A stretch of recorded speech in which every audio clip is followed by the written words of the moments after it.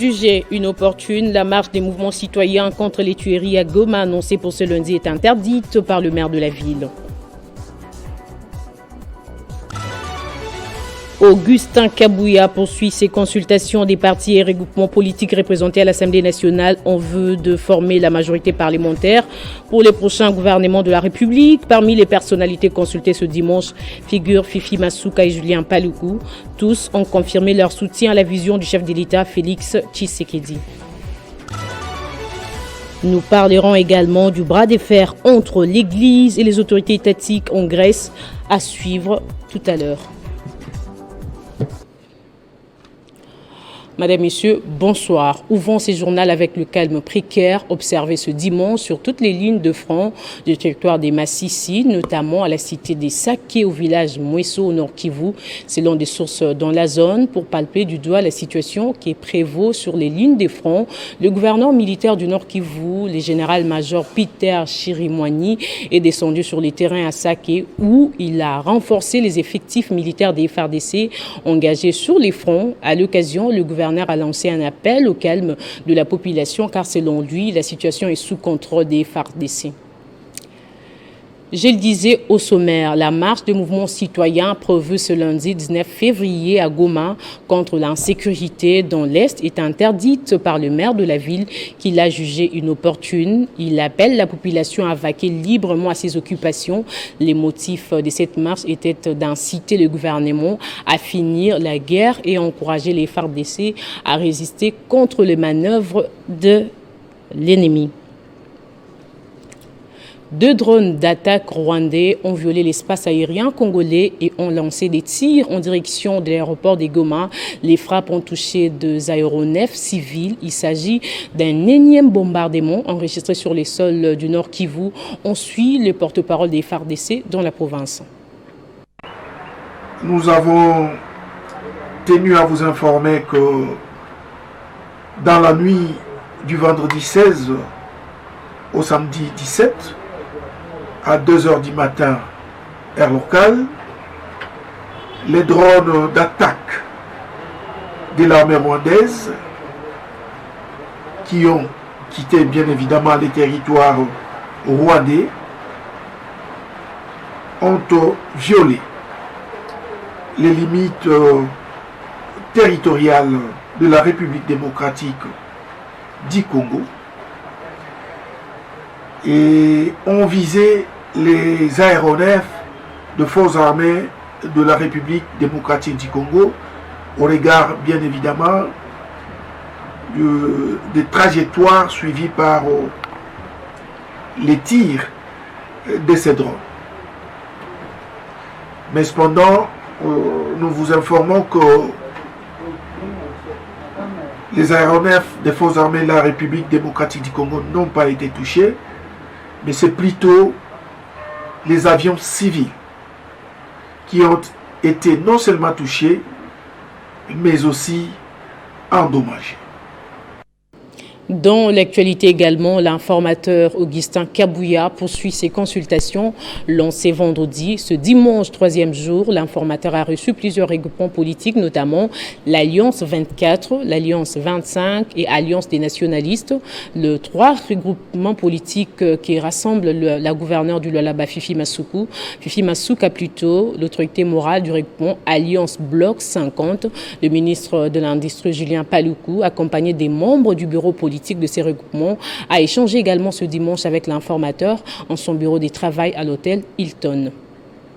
Regroupement politique appelé Alliance Bloc 50, tout le monde sait que la moisson a été abondante autour du président de la République. Nous sommes venus, sur invitation de l'informateur, réaffirmer notre appartenance à la famille politique du président de la République et au sein de l'Assemblée nationale, réaffirmer que nous appartenons bel et bien à la majorité parlementaire. Et comme nous avons eu 20 députés nationaux, nous avons signé l'acte d'engagement pour que tous les sociétaires de notre regroupement réunis ici réaffirment effectivement qu'ils appartiennent bel et bien à la majorité parlementaire. Et l'étape suivante sera celle d'engager chacun des députés à pouvoir confirmer cela.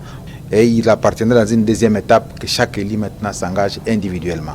Nous saluons la célérité avec laquelle l'informateur est en train de traiter cette question, parce qu'il a même dit que la Constitution lui donne 30 jours une fois renouvelable, mais que lui n'attendra pas, parce que les problèmes que connaît le pays n'attendent pas que nous gaspillons beaucoup de temps. Tout ce que le peuple attend, c'est qu'on voit le président au travail en train de répondre à ces nombreuses sollicitations du peuple congolais. Et donc ensemble, avec notre regroupement, nous sommes là pour accompagner la mise en œuvre de ce qu'il a donné comme 6 engagements. Vous l'avez suivi dans les discours d'investiture le 20 janvier dernier.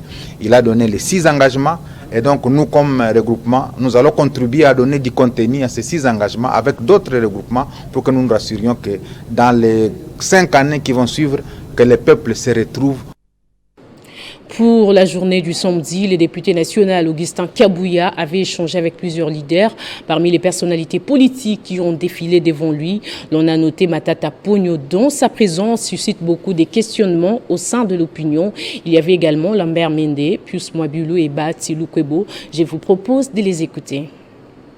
AFDC Allié est venu présenter la liste de ces 36 députés nationaux, mais aussi de ces 76 députés provinciaux qui rentrent dans le panier de la majorité devant accompagner son Excellence, Monsieur le Président de la République, Félix Antoine Tshisekedi Tshilombo. Alliance et Action pour l'État de droit a eu un sigle, a eu à être reçu par l'honorable informateur Augustin Kabouya, auquel les membres du regroupement ont confirmé leur appartenance à la majorité parlementaire, le groupe politique qui, au sein de l'Assemblée nationale, soutient la vision et le projet porté par le président de la République, Félix Antoine Tshisekedi Tshilombo.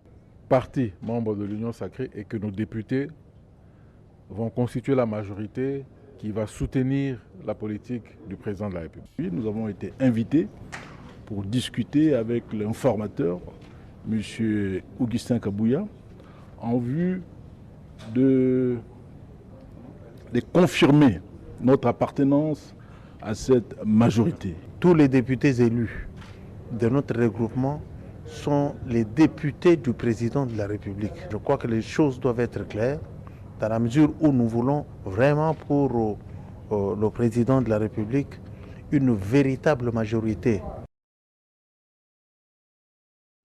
Plusieurs membres du gouvernement Samuel Condé, élus députés nationaux, ont déposé leur démission conformément à l'arrêt de la Cour constitutionnelle s'opposant au cumul des fonctions demandé par le Premier ministre. Mais qu'advient-il après leur démission? Qui dit la loi en la matière? On écoute les explications des maîtres Willy Wenga. Merci beaucoup, Christian, pour la question. Je n'ai pas encore bien vérifié l'information sur la démission en cascade des membres du gouvernement, mais si cela est vrai relativement à l'arrêt rendu par la Cour constitutionnelle sur le cas de cumul de fonctions dès lors que certains membres du gouvernement ont été élus aussi à l'Assemblée nationale et qu'ils auront opté pour l'Assemblée nationale, la Constitution a déjà réglé ces problèmes-là. C'est que conformément à l'article 90, par exemple, de la Constitution, s'agissant du Premier ministre, par exemple, si le Premier ministre est empêché, le gouvernement est dirigé par son intérim, par son intérimaire, et l'intérim est assuré par le membre du gouvernement qui a la préséance. Ça, c'est l'article 90 de la Constitution, à son alinéa 2, qui précise que lorsque le Premier ministre est empêché, l'intérim est assuré par le membre du gouvernement qui a la préséance. Et lorsque vous lisez l'article 94 du même texte constitutionnel, on vous dit que le vice-ministre exerce sous l'autorité des ministres auxquels ils sont adjoints les attributions qui leur sont conférées par l'ordonnance portant organisation et fonctionnement du gouvernement. Le vice-ministre assume l'intérim des ministres en cas d'absence ou d'empêchement. Donc, la Constitution a répondu à ces deux cas de figure. En cas d'empêchement de Monsieur le Premier ministre, l'intérim est assuré par le membre du gouvernement qui est à la préséance. Et en cas d'empêchement de ministre, les fonctions ministérielles sont assumées de manière intérimaire par les vice-ministres qui exercent sous son autorité. Et je pense que l'ordonnance portant organisation et fonctionnement du gouvernement doit avoir donné plus de précisions là-dessus.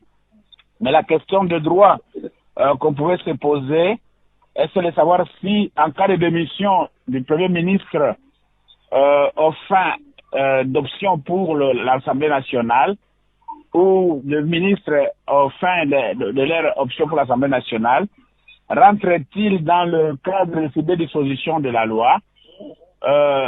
C'est ça la question qui serait posée dès lors que il est connu de principe que lorsque le Premier ministre dépose sa démission, son gouvernement tombe.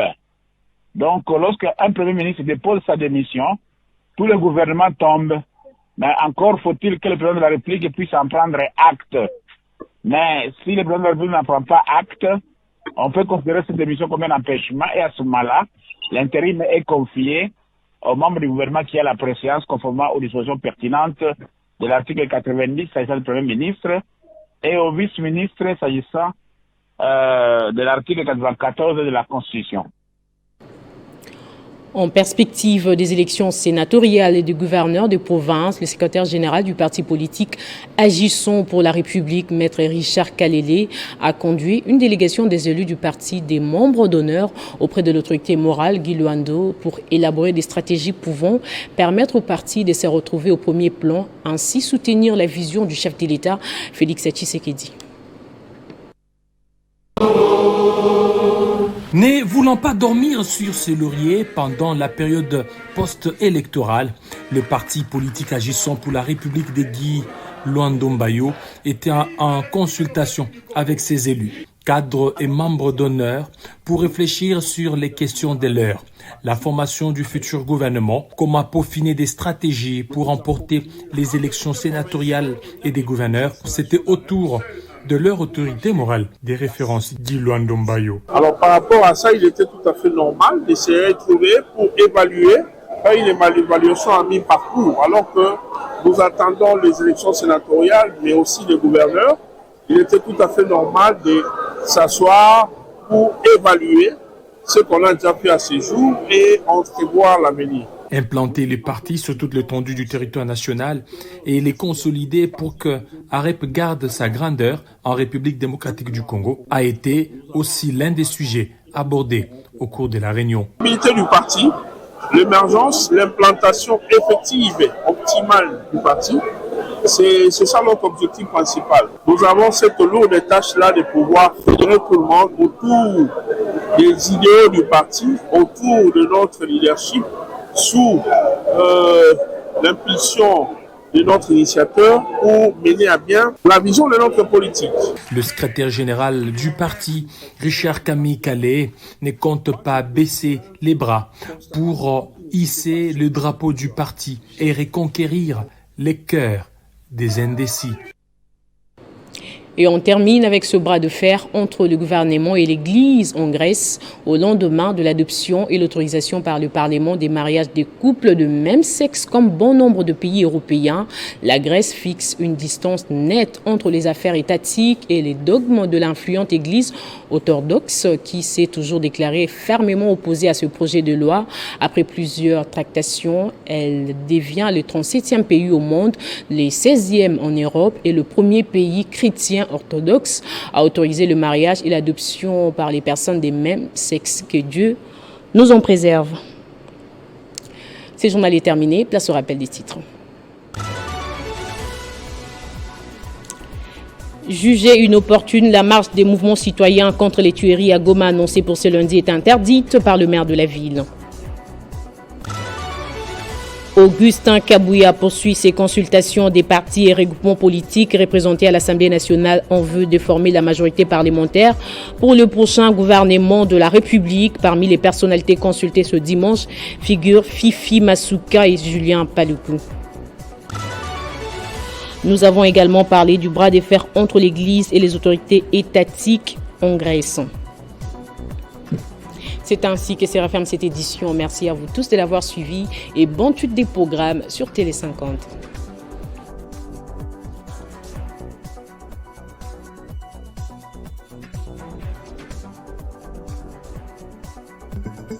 Retrouvez toute l'actualité en continu sur www.tele50.cd.